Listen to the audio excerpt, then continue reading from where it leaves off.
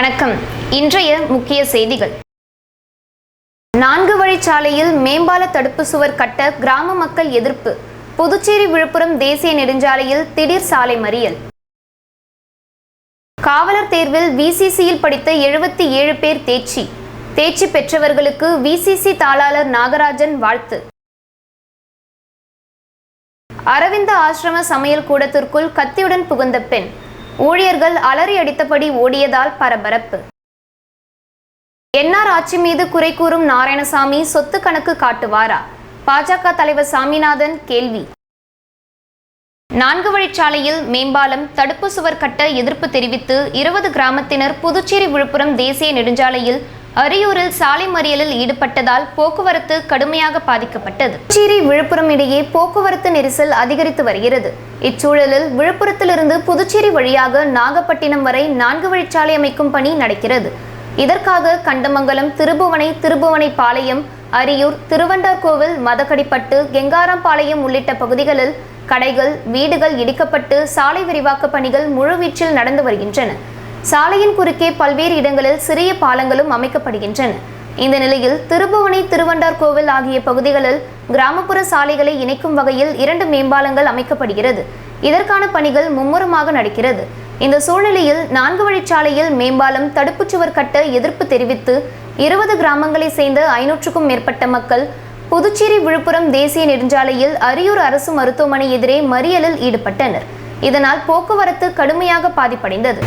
இது தொடர்பாக பொதுமக்கள் கூறுகையில், விழுப்புரத்திலிருந்து நாகைக்கான 4 வழிச்சாலை விரிவாக்க பணிகளால் பல தலைமுறையாக வாழ்ந்த வீடு, கடை மற்றும் உடைமைகளை இழந்துள்ளோம்.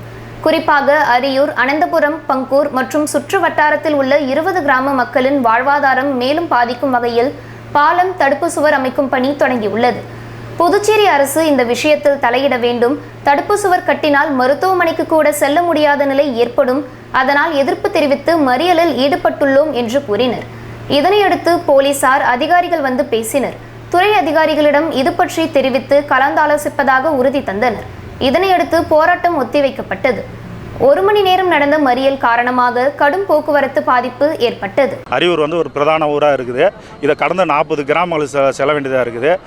மத்திய தேசிய நெடுஞ்சாலைத்துறை அரியூர், பங்கூர், ஆனந்தபுரம் பாதிக்கும் வகையில் மேம்பாலங்கள் கம்மியான ஒரு ஹைட்டில் மேம்பாலங்களும் தடுப்பு சுவரும் கட்டுறாங்க. மண்ணை கொட்டி ஒரு கிட்டத்தட்ட நெடுஞ்சாலைத்துறை நாகப்பட்டினம் போகிற வழி வரைக்கும் அடைச்சி பண்ணுறாங்க. மக்கள் போக்குவரத்து மிகவும் பாதிக்கப்படுறாங்க.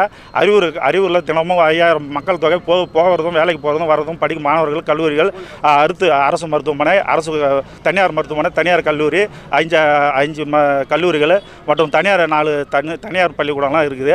மக்கள் மிகவும் சிரமத்துக்கு ஆளாகிறாங்க. ஏதாவது மக்களுக்கு ஏதாவது உடல்நிலை சரியில்லைனாக்கா ரொம்ப கிட்டத்தட்ட ஒரு 3 கிலோமீட்டர் சுற்றி வரன்ற சூழ்நிலை இருக்குது. ஏற்கனவே 5 நிமிஷத்தில் ஹாஸ்பிட்டலில் கடந்து போக வேண்டிய சூழ்நிலையில் இப்போ 3 கிலோமீட்டர் சுற்றி போக வேண்டிய சூழ்நிலை இருக்குது. ஆனால் அனைத்து சாலைகளும் அடைச்சிருக்கிறாங்க. இது மக்கள் மிகவும் பாதிக்கிறாங்க. அதனால் நாங்கள் மக்கள் 3 ஊர் மக்களும் மிகவும் தர்ண போராட்டத்தில் ஈடுபட்டிருக்கிறோம். மறுப்பு நாங்கள் கவர்னர். புதுச்சேரி ஆசிரம சமையல் கூடத்தில் கத்தியுடன் நுழைந்த பெண், நான் யார் என்று தெரியுமா? நான் இனிமேல் தான் என்னை பற்றி உங்களுக்கு காட்டுவேன் என்று கூச்சலிட்டார்.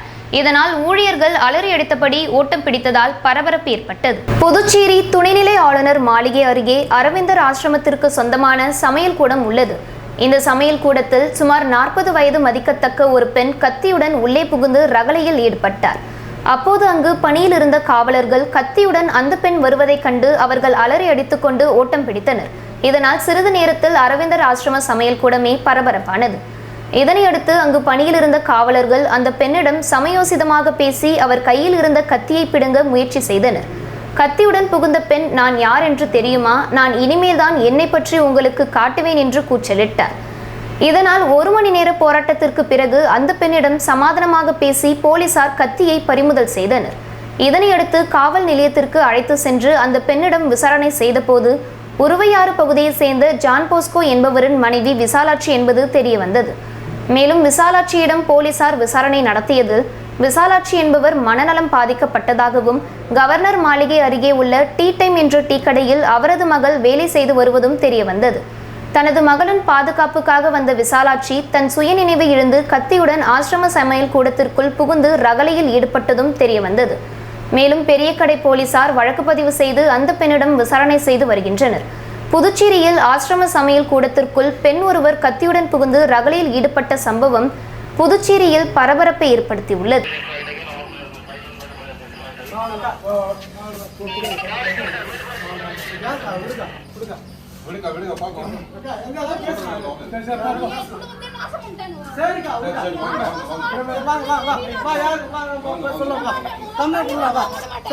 புதுச்சேரியில் பாஜக என்ஆர் காங்கிரஸ் ஆட்சியில் ஊழல் நடக்கிறது என்று குற்றம் சாட்டும் முன்னாள் முதலமைச்சர் நாராயணசாமி அவரது சொத்து கணக்கை வெளியிடுவாரா என்று பாஜக மாநில தலைவர் சாமிநாதன் கேள்வி எழுப்பியுள்ளார்.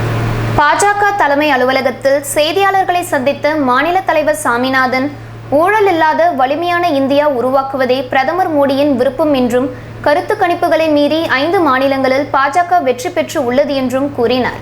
மேலும் பாஜகவில் மகளிர் அணியினரை வலுப்படுத்தும் வகையில் தேசிய அளவிலான மகளிர் அணி நிர்வாகிகள் கூட்டம் புதுச்சேரி கம்பன் கலையரங்கில் நடைபெறுகிறது. கட்சி அலுவலகத்திலிருந்து நகரின் முக்கிய வீதிகள் வழியாக மகளிர் அணியினர் ஊர்வலமாக செல்ல உள்ளனர் என்று தெரிவித்த சாமிநாதன் இதில் சிறப்பு அழைப்பாளராக சுசில்குமார் கௌதம் கலந்து கொள்கிறார் என்று கூறினார்.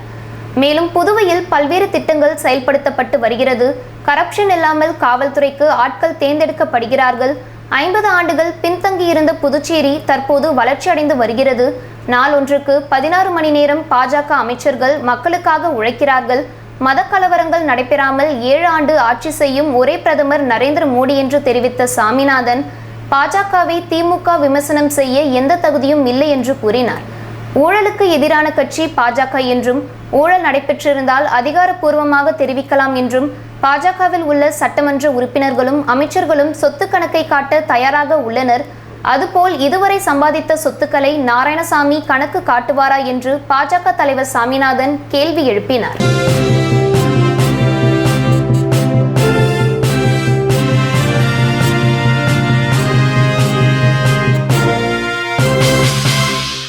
புதுச்சேரி காவலர் தேர்வில் விவேகானந்தா கோச்சிங் சென்டரில் பயிற்சி பெற்ற 77 பேர் தேர்ச்சி பெற்று சாதனை படைத்துள்ளனர்.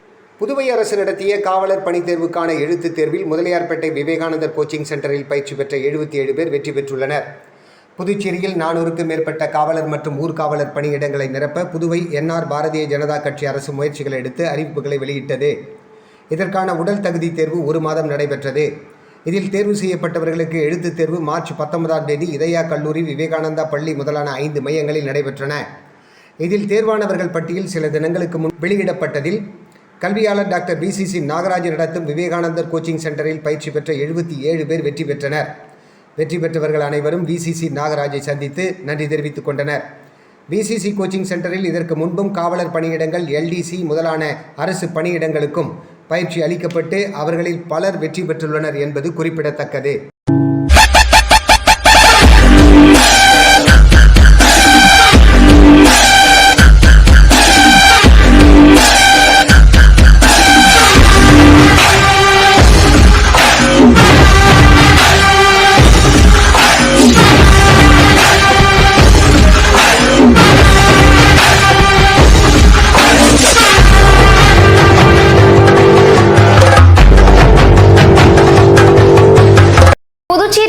சுடுகளிமண் சிற்ப கலைஞர்களுக்கு அதிநவீன முறையில் பொருட்கள் செய்யும் இயந்திரங்களை வேளாண் துறை அமைச்சர் தேனி ஜெயக்குமார், சட்டமன்ற எதிர்க்கட்சி தலைவர் சிவா ஆகியோர் வழங்கினர். புதுச்சேரியில் மத்திய அரசின் கைவினை அபிவிருத்தி ஆணையம் சார்பில் புதுச்சேரியில் உள்ள சுடுகளிமண் சிற்ப கலைஞர்களை ஊக்குவிக்கும் விதமாக கலைஞர்களுக்கு பொருட்கள் செய்வதற்கு மின்மோட்டார் பொருந்திய நவீன இயந்திரம் வழங்கும் நிகழ்ச்சி வில்லியனூர் பகுதியில் உள்ள தனியார் திருமண மண்டபத்தில் நடைபெற்றது.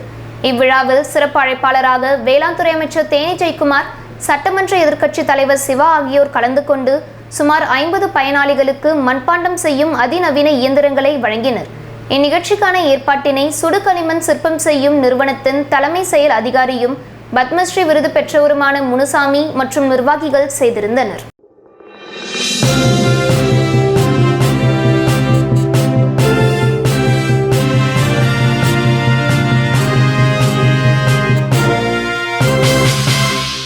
புதுச்சேரி வில்லியனூர் தொகுதியில் ரூபாய் 45 லட்சம் மதிப்பீட்டில் வில்லியனூரிலிருந்து மூலக்கடை வரை தார் சாலை அமைக்கும் பணியினை சட்டமன்ற எதிர்க்கட்சி தலைவர் சிவா தொடங்கி வைத்தார். புதுச்சேரி வில்லியனூர் சட்டமன்ற தொகுதிக்குட்பட்ட எம்ஜிஆர் சிலையிலிருந்து மூலக்கடை வழியாக பெரம்பி செல்லும் சாலை பொதுப்பணித்துறை தேசிய நெடுஞ்சாலை பிரிவு சார்பில் ரூபாய் 45 லட்சம் மதிப்பீட்டில் தார் சாலை அமைக்கும் பணிக்கான பூமி பூஜை நிகழ்ச்சி நடைபெற்றது. இந்த நிகழ்ச்சியில் தொகுதி சட்டமன்ற உறுப்பினரும் எதிர்க்கட்சி தலைவருமான சிவா கலந்து கொண்டு தார் சாலை அமைக்கும் பணியினை பூமி பூஜை செய்து தொடங்கி வைத்தார். இதில் வில்லியனூர் கொம்யூன் ஆணையர் ஆறுமுகம், பொதுப்பணித்துறை தேசிய நெடுஞ்சாலை பிரிவு செயற்பொறியாளர் ராஜசேகர், உதவி பொறியாளர் ராஜன், இளநிலை பொறியாளர் ரமேஷ்குமார், ஒப்பந்ததாரர் மாணிக்கம் மற்றும் திமுக நிர்வாகிகள், கூட்டணி கட்சி தலைவர்கள், பொதுமக்கள் பங்கேற்றனர்.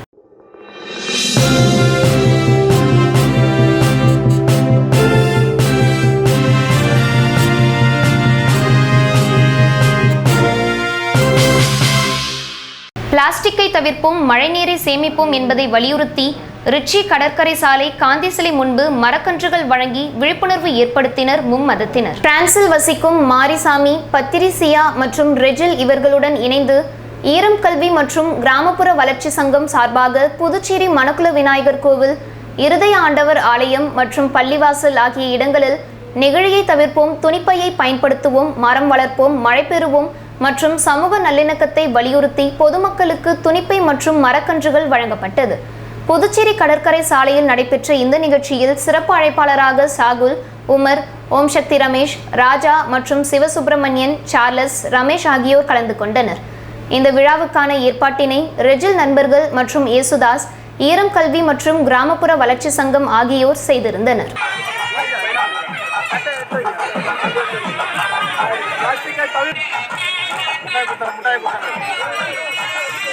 புதுச்சேரி கிருஷ்ணா நகர் ஸ்ரீ செல்வகணபதி கோவிலில் நடைபெற்ற ஊஞ்சல் உற்சவ நிகழ்ச்சியில் ஏராளமான பக்தர்கள் கலந்து கொண்டு சாமி தரிசனம் செய்தனர். புதுச்சேரி கிருஷ்ணா நகரில் உள்ள மேற்கு திசையில் அமைந்துள்ள ஸ்ரீ செல்வகணபதி கோவிலில் ஆண்டுதோறும் சங்காபிஷேகம் நடைபெற்று வருகிறது. அதன்படி இந்த ஆண்டு 11ஆம் ஆண்டு சங்காபிஷேகம் மற்றும் ஊஞ்சல் உற்சவம் நடைபெற்றது. இதனைத் தொடர்ந்து கோபூஜை, 108 சங்கு பிரதிஷ்டை, விக்னேஸ்வர பூஜை, கணபதி ஹோமத்துடன் பூர்ணாகுதி தீபாராதனை நடைபெற்றது. அதனைத் தொடர்ந்து ஸ்ரீ செல்வ கணபதிக்கு 108 சங்காபிஷேகமும் மகா தீபாராதனையும் நடைபெற்றது. தொடர்ந்து செல்வ கணபதிக்கு ஊஞ்சல் உற்சவமும் நடைபெற்றது. இதில் ஏராளமான பக்தர்கள் கலந்து கொண்டு சாமி தரிசனம் செய்தனர். தொடர்ந்து மாணவ மாணவிகளின் கலை நிகழ்ச்சிகள் நடைபெற்றது.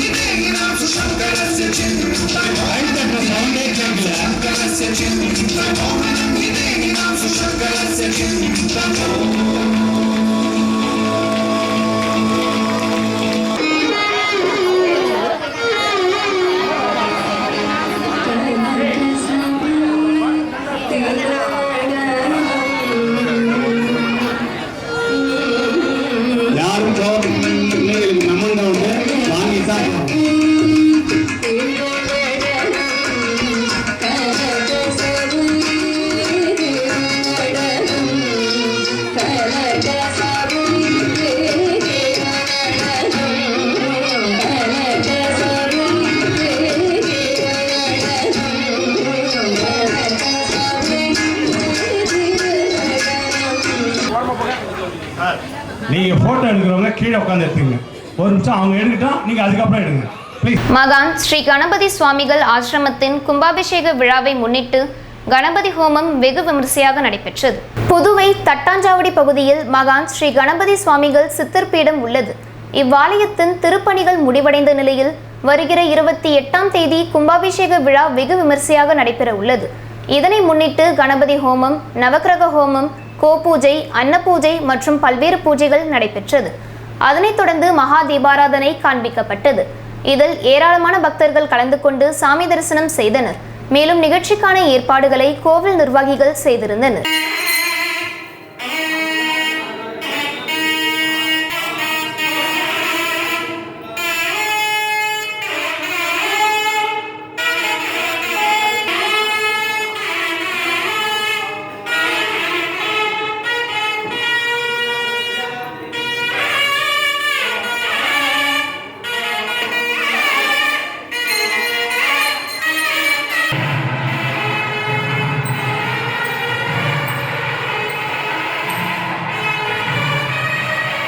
பதவி மறுசீரமைப்பு உள்ளிட்ட கோரிக்கைகளை வலியுறுத்தி சுகாதாரத்துறை ஊழியர்கள் உள்ளிருப்பு போராட்டத்தில் ஈடுபட்டனர். புதுச்சேரி சுகாதார ஆய்வாளர்கள் மற்றும் சுகாதார உதவியாளர்கள் சங்கத்தின் சார்பில் பதவி மறுசீரமைப்பு உள்ளிட்ட கோரிக்கைகளை வலியுறுத்தி சுகாதார இயக்குனர் அலுவலகத்தில் உள்ளிருப்பு போராட்டம் நடைபெற்றது.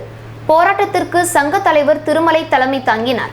செயலாளர் ஜெகநாதன் முன்னிலை வகித்தார். உள்ளிருப்பு போராட்டத்தில் அரசு ஊழியர் சங்கங்களின் சம்மேளனத்தின் ஆலோசகர் பிரேமதாசன், தலைவர் ரவிச்சந்திரன், பொருளாளர் கிறிஸ்டோபர், செயலாளர் ஜவகர், சுகாதார ஊழியர்கள் சங்கங்களின் சம்மேளனத்தின் தலைவர் கீதா, பொதுச் செயலாளர் முனுசாமி, பொருளாளர் கிரி ஆகியோர் மற்றும் புதுச்சேரி சுகாதார ஆய்வாளர்கள், சுகாதார உதவியாளர்கள் மற்றும் சங்கத்து நிர்வாகிகள் செந்தில்வேலன், மதியழகன், இளையதாசன், செல்வம் உள்ளிட்ட சுகாதார ஊழியர்கள் சங்கங்களின் சம்மேளனத்தின் இனிப்பு சங்க நிர்வாகிகள் கலைவாணி, சதீஷ், விமலாதேவி உட்பட சங்க உறுப்பினர்கள் திரளாக கலந்து கொண்டனர். தனியார் தொழிற்சாலை நிர்வாகத்தை கண்டித்து கவர்னர் மாளிகை நோக்கி பேரணி, மீண்டும் பணி வழங்க வலியுறுத்தி கண்டன கோஷங்கள் எழுப்பினர். புதுச்சேரி தொண்டமானத்தம் அடுத்த துத்திப்பட்டு கிராமத்தில் ஹிந்துஸ்தான் நேஷனல் கிளாஸ் இன்டர்நேஷனல் நிர்வாகம் இயங்கி வருகிறது. இந்த கம்பெனியில் சுமார் 200க்கும் மேற்பட்ட தொழிலாளர்கள் பணிபுரிந்து வந்தனர். தற்பொழுது தொழிற்சாலை லாக் அவுட் என்ற முறையில் மூடப்பட்டு அதில் வேலை செய்து வந்த தொழிலாளர்கள் வேலையின்றி தவித்து வருகின்றனர். இந்த நிலையில் மீண்டும் வடமாநில தொழிலாளர்களை ஒப்பந்த அடிப்படையில் பணிக்கு அமர்த்தி தொழிற்சாலை நிர்வாகம் மீண்டும் செயல்பட்டு வருகிறது. இதனை கண்டித்தும் 20 மாதங்களாக வேலையில்லாமல் தொழிலாளர்களுக்கு மீண்டும் பணி வழங்க வலியுறுத்தி பல்வேறு கட்ட போராட்டங்களில் ஈடுபட்டு வருகின்றனர். அதன் ஒரு பகுதியாக புதுச்சேரி ராஜா திரையரங்கில் இருந்து நேரு வீதி, காந்தி வீதி மற்றும் மிஷன் வீதி வழியாக கவர்னர் மாளிகை நோக்கி ஊர்வலமாக சென்ற அவர்கள் துணைநிலை ஆளுநரிடம் கோரிக்கைகள் அடங்கிய மனுவை அளித்தனர். மேலும் கவர்னர் மாளிகை நோக்கி பேரணியாக சென்றவர்கள் கையில் கோரிக்கைகள் அடங்கிய பதாகைகளை ஏந்தி கோஷமிட்டு சென்றனர். சட்டவிரோத உற்பத்தி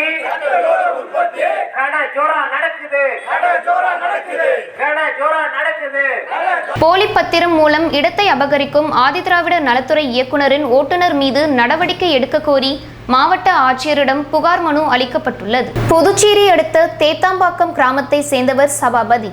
இவர் மாவட்ட ஆட்சியரிடம் புகார் மனு ஒன்றை அளித்தார். அந்த மனுவில் தனக்கு சொந்தமான இடம் தேத்தாம்பாக்கம் கிராமத்தில் உள்ளது.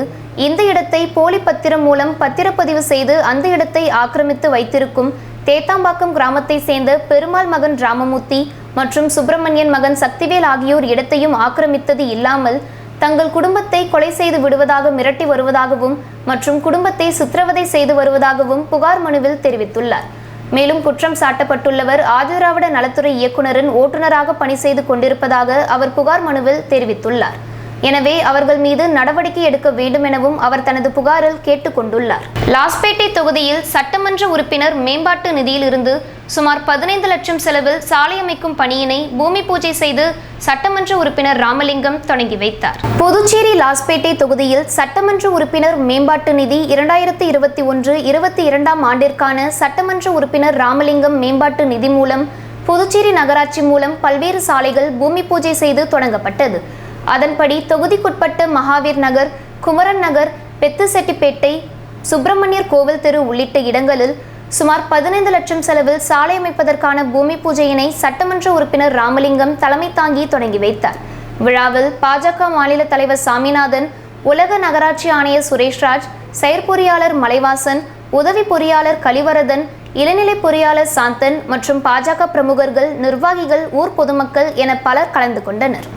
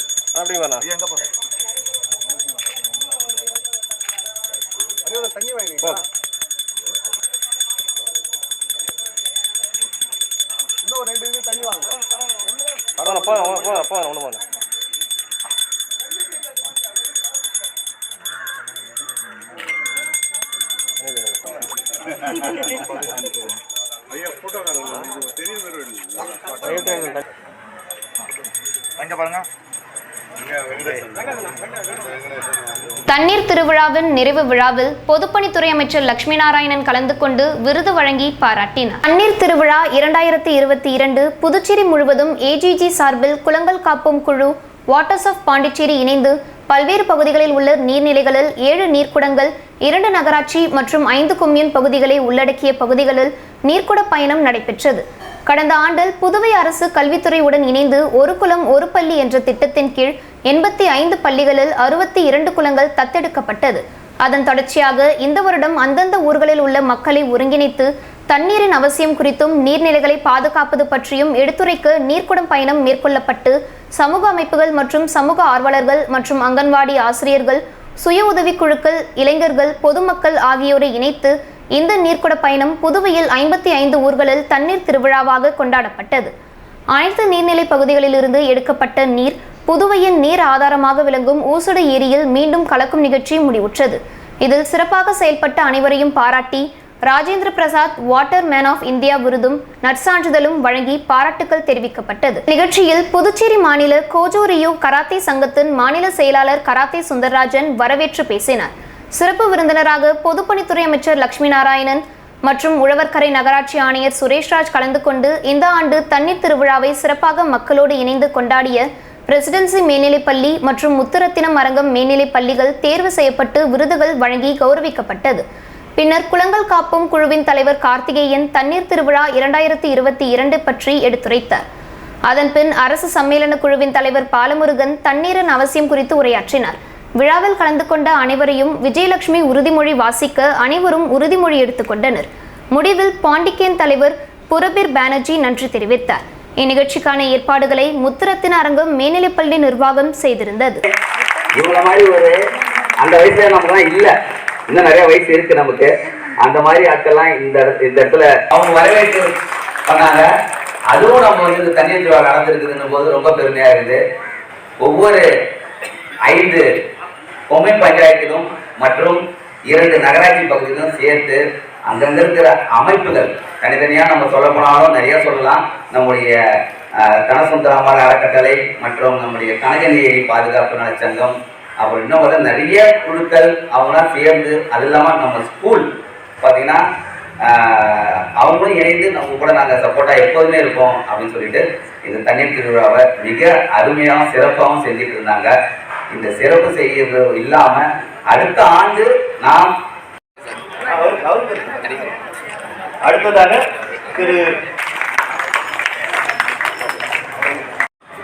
இந்த விழாவை மிக சிறப்பாக நடத்தி கொண்டிருக்கின்ற கார்த்திகேயன் அவர்கள்